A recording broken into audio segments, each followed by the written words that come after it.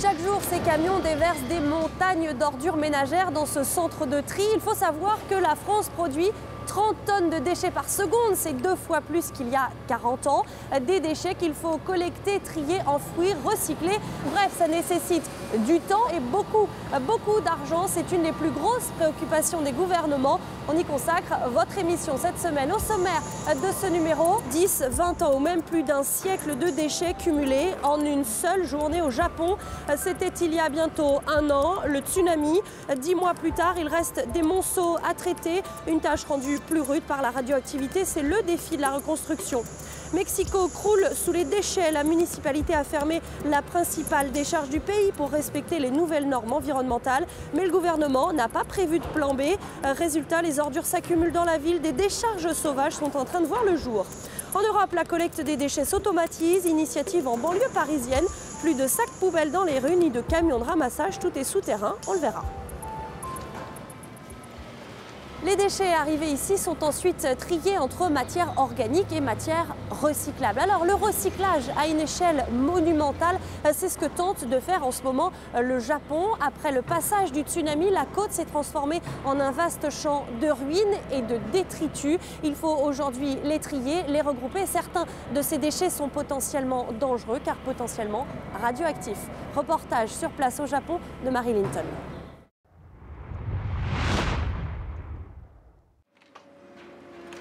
Pièce par pièce, cette maison est réduite à un tas de briques, de tuiles et de poutres. Une nouvelle victime du tsunami du 11 mars qui rejoindra bientôt les gravats qui s'amoncellent dans la zone dévastée du Japon. Dans ce seul quartier de la ville, il nous faudra plus d'1 an pour finir de démanteler les maisons et de collecter les débris. Des montagnes de déchets, à perte de vue.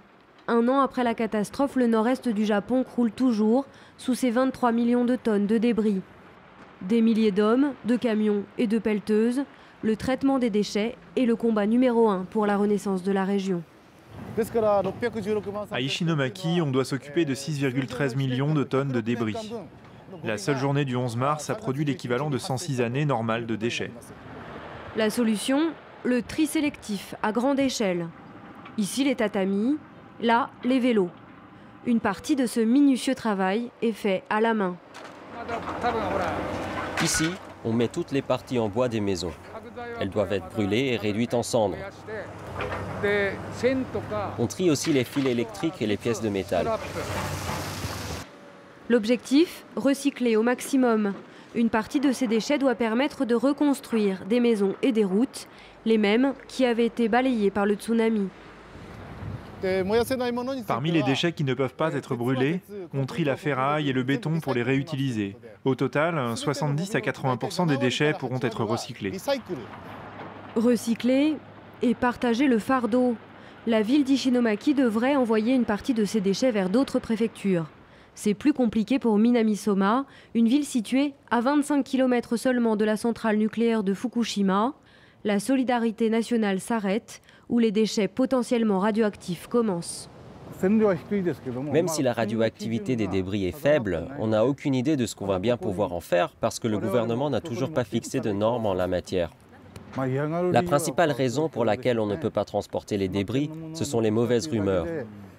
Les habitants refusent tout ce qui vient de Fukushima. Le gouvernement japonais espère bien régler le problème des déchets d'ici 3 ans. C'est seulement après que la reconstruction de la région sinistrée pourra commencer. Et le tsunami au Japon a aussi donné naissance à une mer de déchets. Et ils sont en train d'arriver de l'autre côté du Pacifique, sur les côtes américaines et canadiennes, l'équivalent de la surface de la Suède en déchets en tout genre, poussés par les vents et les courants marins. Les océanographes prédisent l'arrivée de gros objets comme des bateaux ou même des maisons. Tous les déchets que vous ne mettez pas dans votre poubelle parce qu'ils sont soit trop polluants, soit trop volumineux, atterrissent ici dans cette déchetterie où ils sont ensuite retriés. Alors il faut savoir bien sûr que tous les pays n'ont pas des infrastructures aussi développées. C'est le cas par exemple du Mexique qui produit pourtant énormément de déchets, 40 millions de tonnes chaque année. C'est plus que la France ou le Royaume-Uni et pourtant le pays vient de décider de fermer une de ses principales décharges. Reportage sur place au Mexique.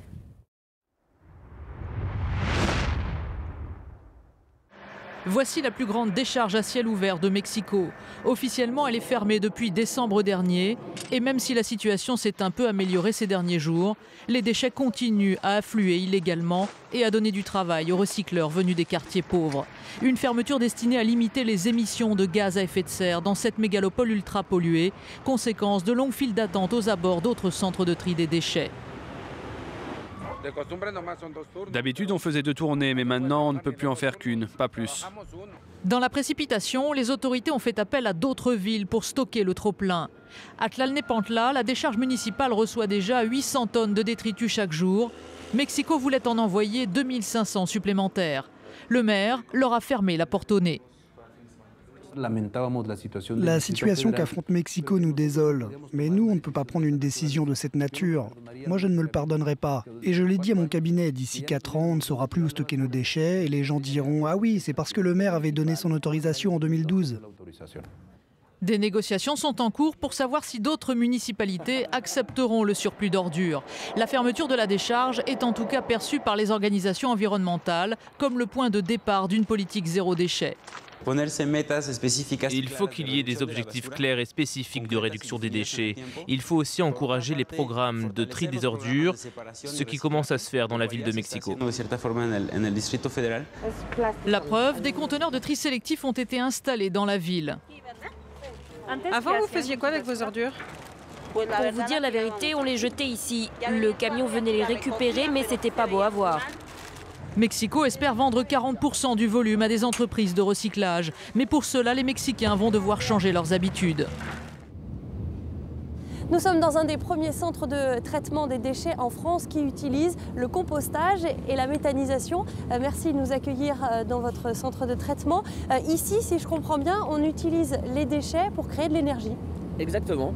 C'est un centre de traitement qui sait séparer la matière organique du reste des déchets. Et donc, lorsque cette matière organique se décompose, elle produit du gaz, du biogaz, que nous récupérons, qui nous permet de faire tourner des groupes électrogènes et donc de produire de l'électricité. Alors on le voit bien, hein, de nouvelles technologies sont utilisées aujourd'hui dans le traitement des déchets. Je vous propose de regarder ce reportage à Romainville où aujourd'hui on collecte les déchets de manière souterraine. Reportage.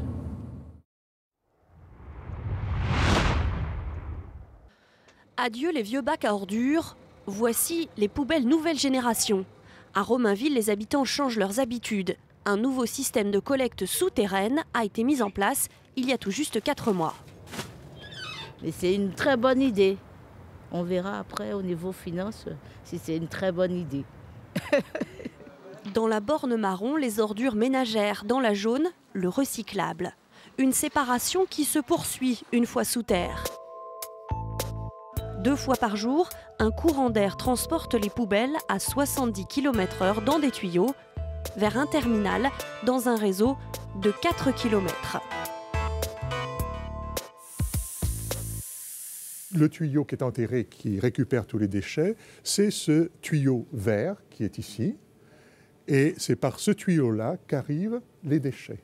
Les déchets tombent dans des cylindres. Une fois qu'ils sont pleins, un camion les transporte dans un centre de tri. Le verre, lui, reste collecté à l'ancienne. On supprime dans la zone collectée la totalité des camions. C'est donc un impact en termes environnementaux de bruit, de production de CO2, de gêne par rapport à la circulation.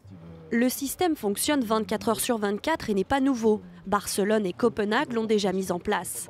Il vient de Suède où la neige empêchant les camions de passer, on a décidé un jour d'enterrer la collecte.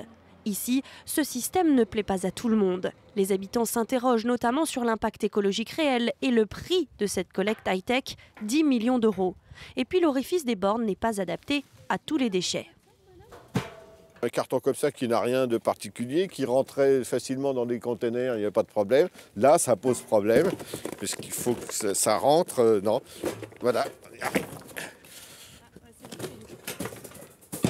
Il y avait des containers, des camions qui passent comme partout. Donc le problème ne se posait pas, ça n'a jamais été un vrai problème et on a fait une mauvaise réponse. C'est le maire de la ville qui a défendu ce projet bec et ongle. Aujourd'hui, 2600 logements en bénéficient, soit un quart de la population de Romainville. Et Madame le maire ne regrette pas l'argent dépensé. C'est un investissement, certes, mais c'est un investissement qui a du sens. Globalement, on est moins énergivore et on pollue nettement moins avec ce système-là. Un système scruté de très près par les autorités françaises. De sa réussite dépendront les financements futurs pour d'autres villes aussi candidates. À Paris, dans le 17e, les travaux pour une collecte souterraine commencent le mois prochain. On dit souvent que le meilleur déchet, c'est celui qu'on ne produit pas. À Besançon, c'est celui qu'on ne paye pas. La municipalité vient de mettre en place un système ingénieux. L'idée, c'est de faire payer les foyers en fonction de leur production d'ordures. Les bacs sont équipés d'une puce et pesés. Le projet est en rodage, mais dès septembre, les habitants seront taxés en fonction du poids de leurs poubelles. Le système est déjà en place dans quelques communes d'Alsace. Bilan, le poids des déchets par ménage a été divisé par 2. Et c'est la fin de cette émission. Merci d'avoir été avec nous. On se retrouve très vite sur France 24. À bientôt.